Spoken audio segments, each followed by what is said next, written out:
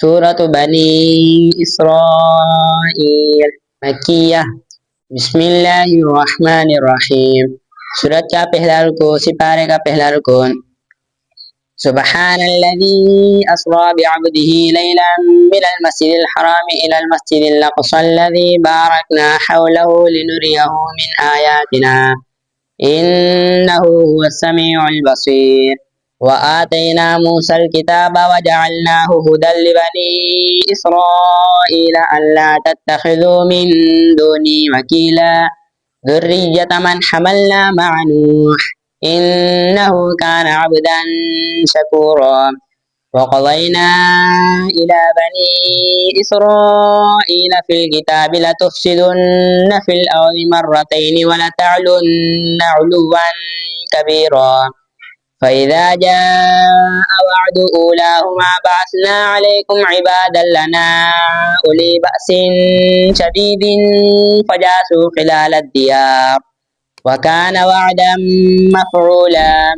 ثم رددنا لكم الكرة عليهم وأمددناكم بأموال وبنين وجعلناكم أكثر نفيرا إن أحسنتم أحسنتم لأنفسكم وإن أسأتم فلها فإذا جاء وعد الآخرة ليسوءوا وجوهكم وليدخلوا المسجد كما دخلوه أول مرة وليتبروا ما علوا تتبيرا عسى ربكم أن يرحمكم وإن عدتم عدنا وجعلنا جهنم للكافرين حصيرا إن هذا القرآن يهدي للتي هي أقوم ويبشر المؤمنين الذين يعملون الصالحات أن لهم أجرا كبيرا وأن الذين لا يؤمنون بالآخرة أعتدنا لهم عذابا أليما सूरत का दूसरा रुको सिपारे का दूसरा रुकन वयदउल इंसानु बिश्शर्रि दुआअहु बिलखैर वकानल इंसानु अजूला वजअलना अल-लैला वन-नहारा आयतैनि फमहौना आयतल-लैलि वजअलना आयतन-नहारि مبصرة لتبتغوا فضلا من ربكم ولتعلموا عدد السنين والحساب فكل شيء فصلناه تفصيلا فكل إنسان ألزمناه طائره في عنقه ونخرج له يوم القيامة كتابا يلقاه منشورا اقرأ كتابك كفى بنفسك اليوم عليك حسيبا من اهتدى فإنما يهتدي لنفسه ومن ضل فإنما يضل عليها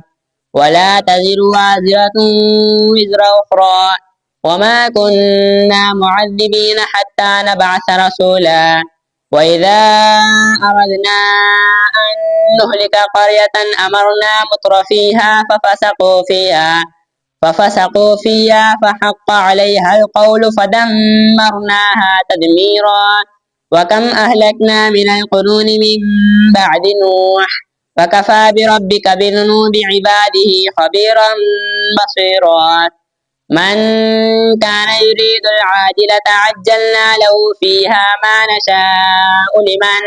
نريد ثم جعلنا له جهنم يصلاها مذموما مدحورا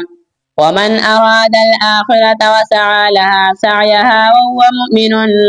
فأولئك كان سعيهم مشكورا كلا نمد هؤلاء وهؤلاء من عطاء ربك وما كان عطاء ربك محظورا انظر كيف فضلنا بعضهم على بعض وللآخرة أكبر درجات وأكبر تفضيلا لا تجعل مع الله إلها آخر فتقعد مذموما مخذولا सूरत का तीसरा रुको सिपारे का तीसरा रुकन وقضى ربك ألا تعبدوا إلا إياه وبالوالدين إحسانا إما يبلغن عندك الكبر أحدهما أو كلاهما فلا تقل لهما أف ولا تنهرهما وقل لهما قولا كريما واخفض لهما جناح الذل من الرحمة وقل رب ارحمهما كما ربياني صغيرا ربكم أعلم بما في نفوسكم إن تكونوا صالحين فإنه كان للأوابين غفورا وآت ذا القربى حقه والمسكين وابن السبيل ولا تبذر تبذيرا إن المبذرين كانوا إخوان الشياطين وكان الشيطان لربه كفورا وإما تعرضن عنهم ابتغاء رحمة من ربك ترجوها فقل لهم قولا ميسورا ولا تجعل يدك مغلولة إلى عنقك ولا تبسطها كل البسط فتقعد ملوما محسورا إن ربك يبسط الرزق لمن يشاء ويقدر إنه كان بعباده خبيرا بصيرا سورة का चौथा रुको सिपारे का चौथा रुको ولا تقتلوا أولادكم خشية إملاق نحن نرزقهم وإياكم إن قتلهم كان خطأ كبيرا ولا تقربوا الزنا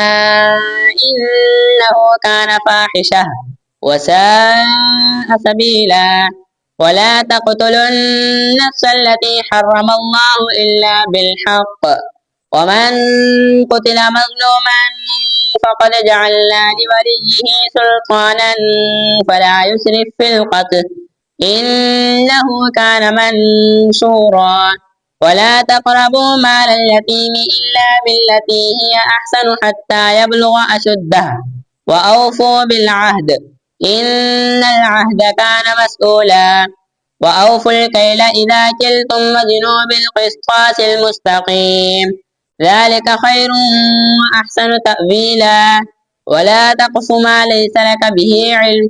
إن السمع والبصر والفؤاد كل أولئك كان عنه مسؤولا ولا تمش في الأرض مرحا إنك لن تخرق الأرض ولن تبلغ الجبال طولا كل ذلك كان سيئه عند ربك مكروها ذلك مما أوحى إليك ربك من الحكمة ولا تجعل مع الله إلها آخر فتلقى في جهنم ملوما مدحورا أفأصفاكم ربكم بالبنين واتخذ من الملائكة إناثا إنكم لتقولون قولا عظيما سورة का 5 को सिपारे का 5 को ولقد صرفنا في هذا القرآن ليذكروا وما يزيدهم إلا نفورا قل لو كان معه آلهة كما يقولون إذا لابتغوا إلى ذي العرش سبيلا سبحانه وتعالى عما يقولون علوا كبيرا تسبح له السماوات السبع والأرض ومن فيهن وإن من شيء إلا يسبح بحمده ولكن لا تفقهون تسبيحهم إنه كان حليما غفورا وإذا قرأت القرآن جعلنا بينك وبين الذين لا يؤمنون بالآخرة حجابا مستورا وجعلنا على قلوبهم أكنة أن يفقهوه وفي آذانهم وقرا وإذا ذكرت ربك في القرآن وحده ولوا على أدبارهم نفورا نحن أعلم بما يستمعون به إذ يستمعون إليك وإذ هم نجوى إذ يقول الظالمون إن تتبعون إلا رجلا مسحورا انظر كيف ضربوا لك الأمثال فضلوا فلا يستطيعون سبيلا وقالوا أئذا كنا عظاما ورفاتا أئنا لمبعوثون خلقا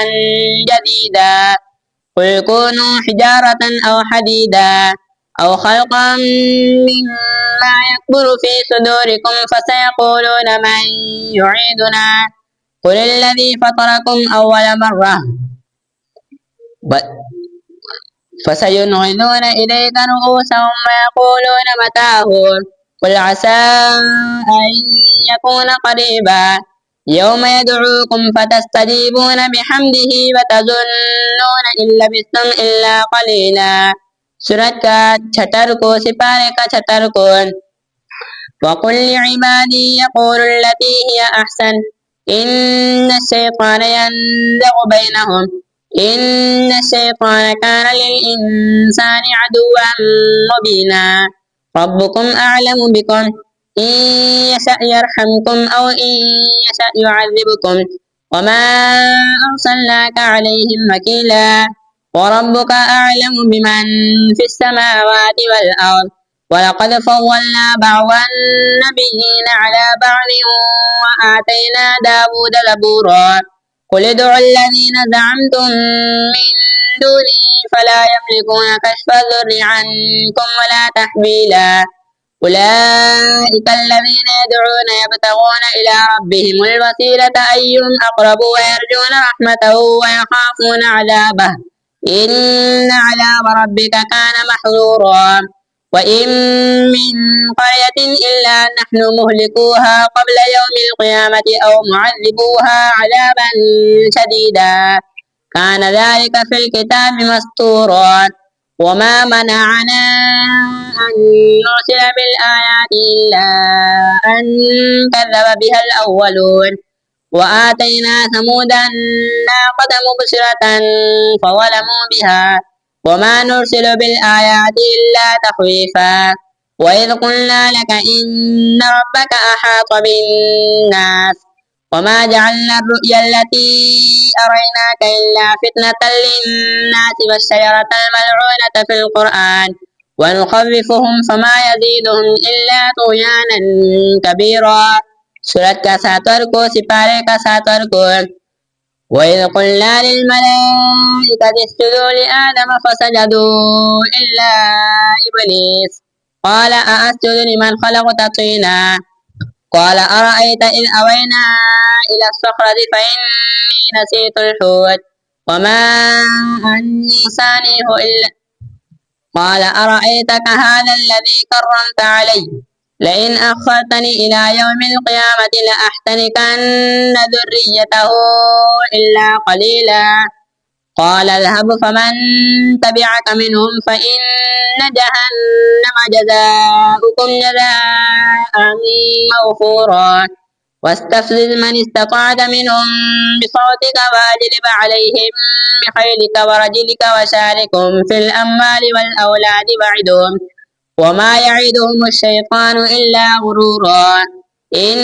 عبادي ليس لك عليهم سلطان وكفى بربك وكيلا ربكم الذي يزجي لكم الفلك في البحر لتبتغوا من فضله إنه كان بكم رحيما وإذا مسكم الضر في البحر ضل من تدعون إلا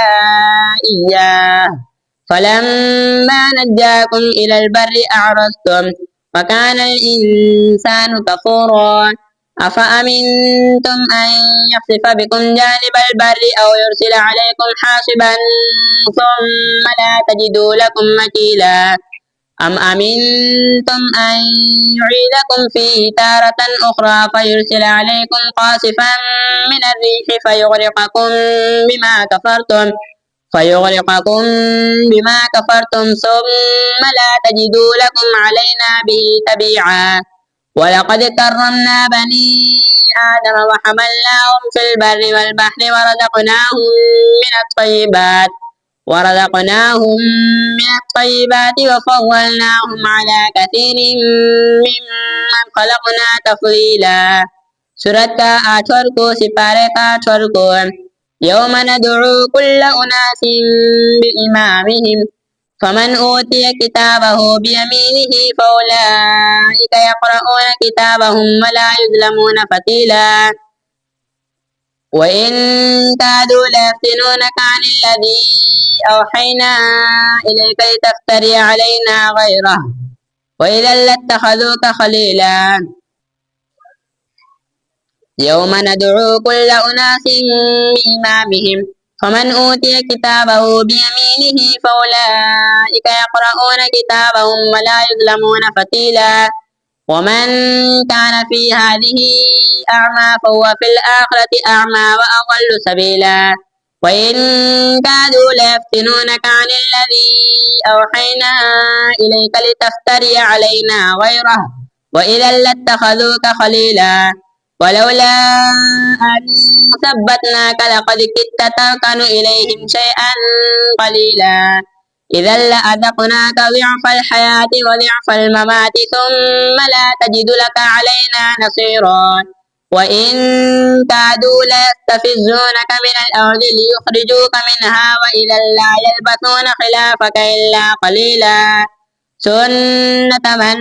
قد أرسلنا قبلك من رسلنا ولا تجد لسنتنا تحويلا سورة كنوركو سپارے كنوركون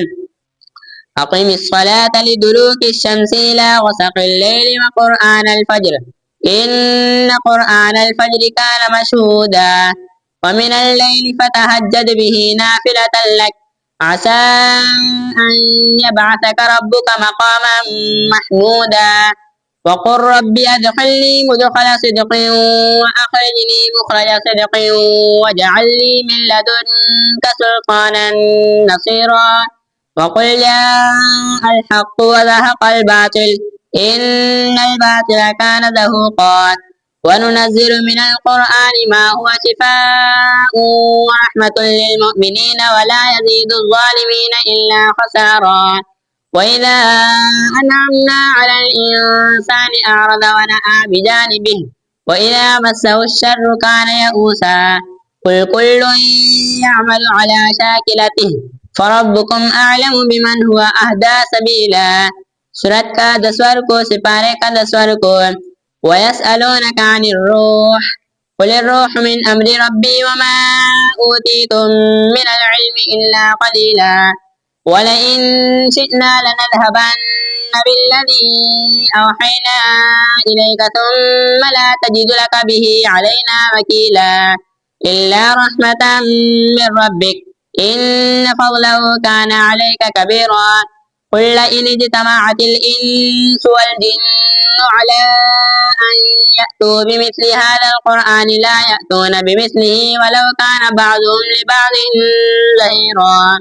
ولقد صرفنا للناس في هذا القرآن من كل مثل فأبى أكثر الناس إلا كفورا وقالوا لن نؤمن لك حتى تفجر لنا من الأرض ينبوعا أو تكون لك جنة من نخيل وعنب فتفجر الأنهار خلالها تفجيرا أو تسقط السماء كما زعمت علينا كسفا أو تأتي بالله والملائكة قبيلا أو يكون لك بيت من زخرف أو ترقى في السماء ولن نؤمن لرقيك حتى تنزل علينا كتابا نقرأه قل سبحان ربي هل كنت إلا بشرا رسولا سورة کا 11 کو سپارے کا 11 کو وما منع الناس أن يؤمنوا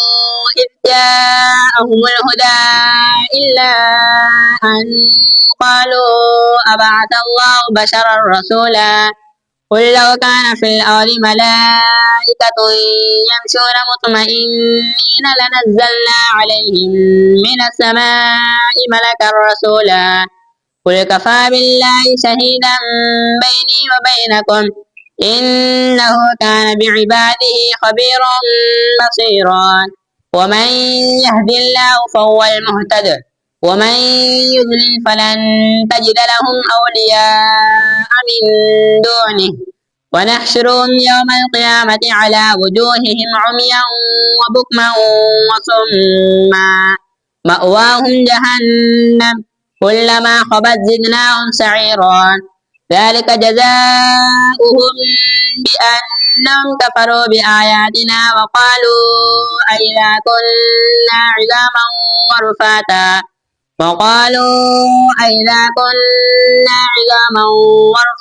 أئنا لمبعوثون خلقا جديدا أولم يروا أن الله الذي خلق السماوات والأرض قادر على أن يخلق مثلهم وجعل لهم أجلا لا ريب فيه فأبى الظالمون إلا كفورا قل لو أنتم تملكون خزائن رحمة ربي إذا لأمسكتم خشية الإنفاق فكان الإنسان قتورا Surat Ka-Barar ko si pare Ka-Barar ko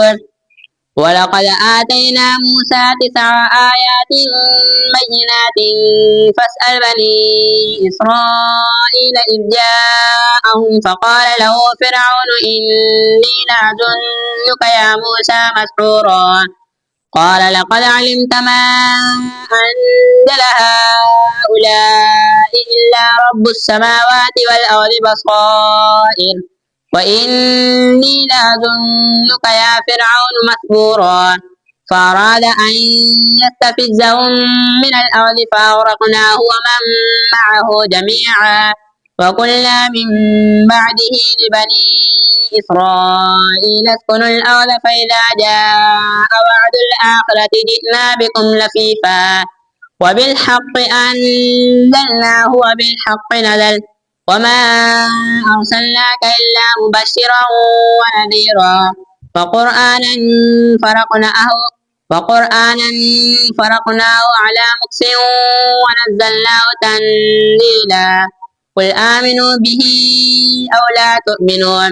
إن الذين أوتوا العلم من قبله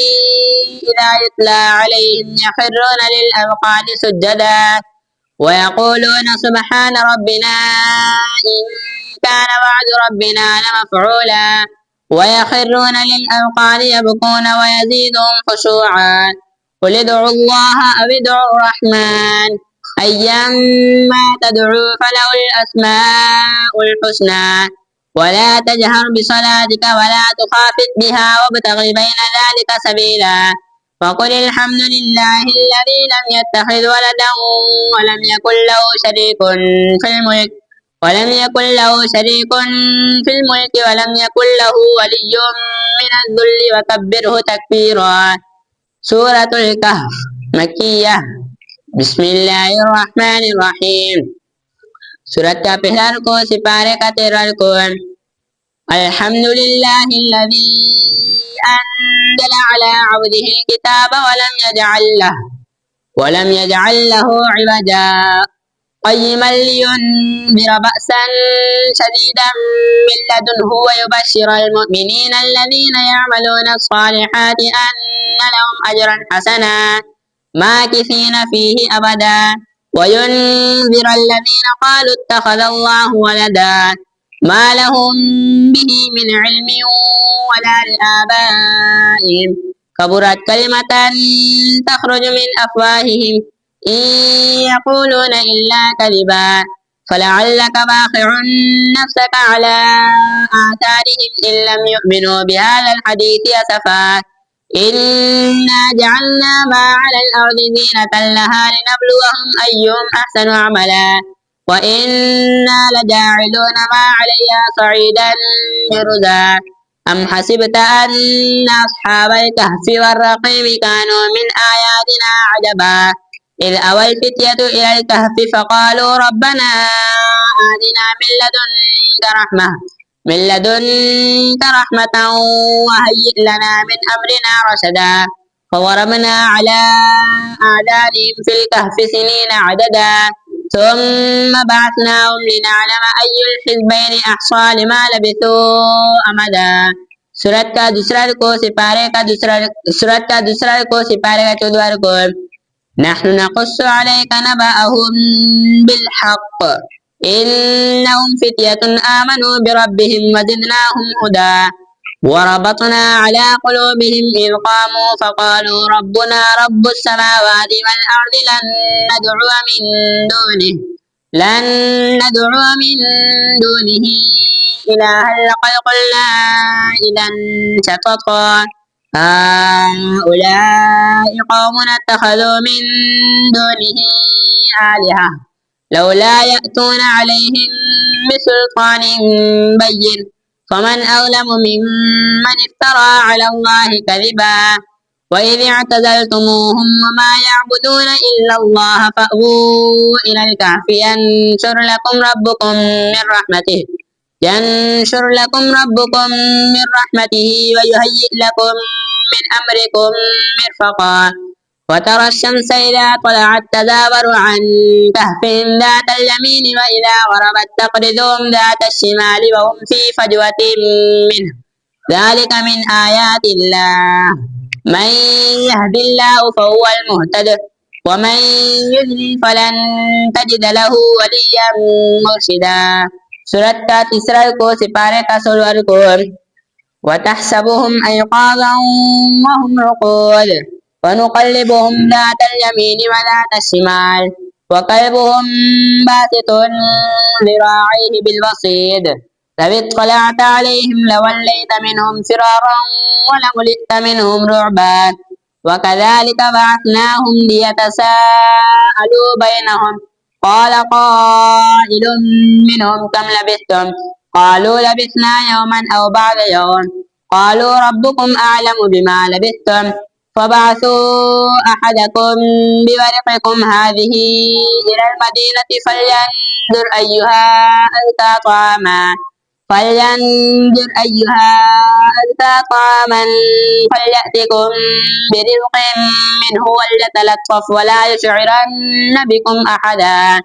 إنهم إن يظهروا عليكم يرجموكم أو يعيدوكم في ملتهم ولن تفلحوا إذا أبدا وكذلك أعثرنا عليهم ليعلموا أن وعد الله حق وأن الساعة لا ريب فيها إذ يتنازعون بينهم أمرهم فقالوا بنوا عليهم بنيانا ربهم أعلم بهم قال الذين غلبوا على أمرهم لنتخذن عليهم مسجدا سيقولون ثلاثة رابعهم كلبهم ويقولون خمسة سادسهم كلبهم رجما بالغيب سيقولون ثلاثة رابعهم كلبهم ويقولون سبعة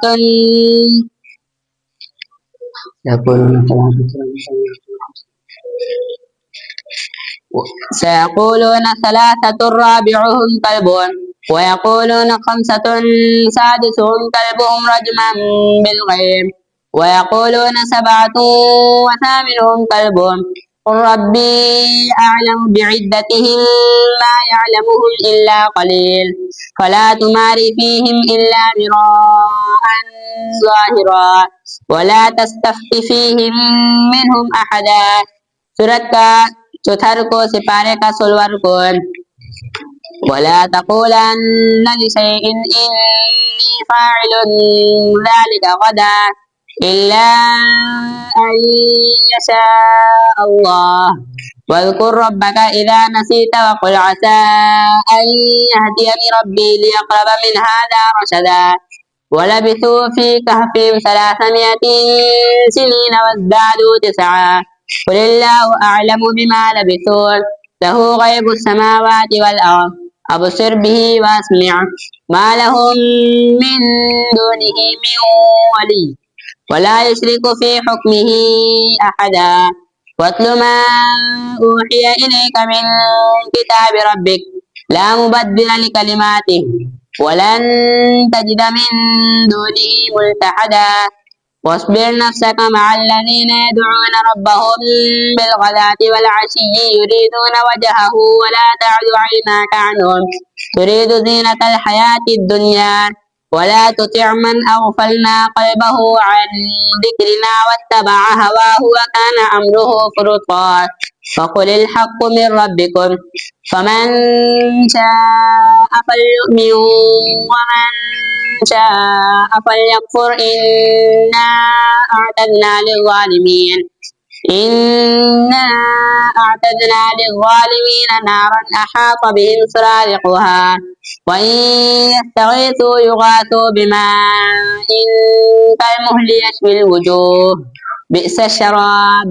وساءت مرتفقا إن الذين آمنوا وعملوا الصالحات إنا لا نضيع أجر من أحسن عملا أولئك لهم جنات عدن تجري من تحتهم الأنهار يحلون فيها من أساور من ذهب ويلبسون ثيابا خضرا من سندس واستبرق متكئين فيها على الأرائك نعم الثواب وحسنت مرتفقا. Surat ke-5 को सिपारे का 17 कोन واضرب لهم مثل الرجلين جعلنا لأحدهما جنتين من أعناب وحففناهما بنخل وجعلنا بينهما زرعا كلتا الجنتين آتت أكلها ولم تظلم منه شيئا وفجرنا خلالهما نهرا وكان له ثمر فقال لصاحبه وهو يحاوره أنا أكثر منك مالا وأعز نفرا ودخل جنته وهو ظالم لنفسه قال ما أظن أن تبيد هذه أبدا وما أظن الساعة قائمة ولئن رددت إلى ربي لأجدن خيرا منها منقلبا قال له صاحبه وهو يحاوره أكفرت بالذي خلقك من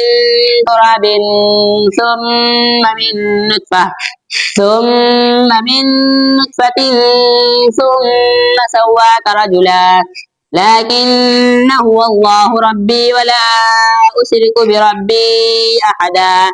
ولولا إذ دخلت جنتك قلت ما شاء الله لا قوة إلا بالله إن ترني أنا أقل منك مالا وولدا فعسى ربي أن يؤتيني خيرا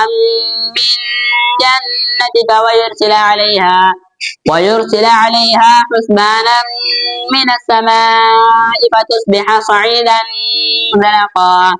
أو يصبح ماؤها غورا فلن تستطيع له طلبا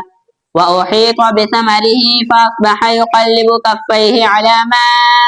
أنفق فيها وهي خاوية على عروشها ويقول يا ليتني لم أشرك بربي أحدا هنالك الولاية لله الحق هو خير ثوابا وخير عقبا. सूरत का 18 को सिपारे का 18 कोन واضرب لهم مثل الحياة الدنيا كماء إن أنزلناه من السماء فاختلط به نبات الأرض فأصبح هشيما تذروه الرياح وكان الله على كل شيء مقتدرا. المال والبنون زينة الحياة الدنيا والباقيات الصالحات خير عند ربك ثوابا وخير أملا. ويوم نسير الجبال وترى الأرض بارزة وحشرناهم فلم نغادر منهم أحدا وعرضوا على ربك صفا لقد جئتمونا كما خلقناكم أول مرة بل زعمتم أن لن نجعل لكم موعدا ووضع الكتاب فترى المجرمين مشفقين مما فيه ويقولون يا ويلتنا ما لهذا الكتاب لا يغادر صغيرة ولا كبيرة إلا أحصاها ووجدوا ما عملوا حاضرا ولا يظلم ربك أحدا. सूरत का 7 को सिपारे का 19 कोन وإذ قلنا للملائكة اسجدوا لآدم فسجدوا إلا إبليس كان من الجن ففسق عن أمر ربه أفتتخذونه وذريته أولياء من دوني وهم لكم عدو بئس للظالمين بدلا ما أشهدتهم خلق السماوات والأرض ولا خلق أنفسهم وما كنت متخذ المضلين عضدا ويوم يقول نادوا شركائي الذين زعمتم فدعوهم فلم يستجيبوا لهم وجعلنا بينهم موبقا ورأى المجرمون النار فظنوا أنهم مواقعوها ولم يجدوا عنها مصرفا سورة آچركو سپارے کا 20 رکو ولقد صرفنا في هذا القرآن للناس من كل مثل فكان الإنسان أكثر شيء جدلا وما منع الناس أن يؤمنوا إذ جاءهم الهدى ويستغفروا ربهم إلا أن تأتيهم سنة الأولين أو يأتيهم العذاب قبلا وما نرسل المرسلين إلا مبشرين ومنذرين ويجادل الذين كفروا بالباطل ليدحضوا به الحق واتخذوا آياتي وما أنذروا هزوا ومن أظلم ممن ذكر بآيات ربه فأعرض عنها ونسي ما قدمت يداه إنا جعلنا على قلوبهم أكنة أن يفقهوه وفي آذانهم وقرا وإن تدعهم إلى الهدى فلن يهتدوا إذا أبدا وربك الغفور ذو الرحمة لو يؤاخذهم بما كسبوا لعجل لهم العذاب بل لهم موعد لن يجدوا من دونه موئلا وتلك القرى أهلكناهم لما ظلموا وجعلنا لمهلكهم موعدا سورة نوركو سپارے کا 21 کو وإذ قال موسى لفتاه لا أبرح حتى أبلغ مجمع البحرين أو أمضي حقبا فلما بلغا مجمع بينهما نسيا حوتهما فاتخذ سبيله في البحر سربا فلما جاوزا قال لفتاه آتنا غداءنا لقد لقينا من سفرنا هذا نصبا قال أرأيت إذ أوينا إلى الصخرة فإني نسيت الحوت وما أنسانيه إلا الشيطان أن أذكره واتخذ سبيله في البحر عجبا قال ذلك ما كنا نبغ فارتدا على آثارهما قصصا فوجدا عبدا من عبادنا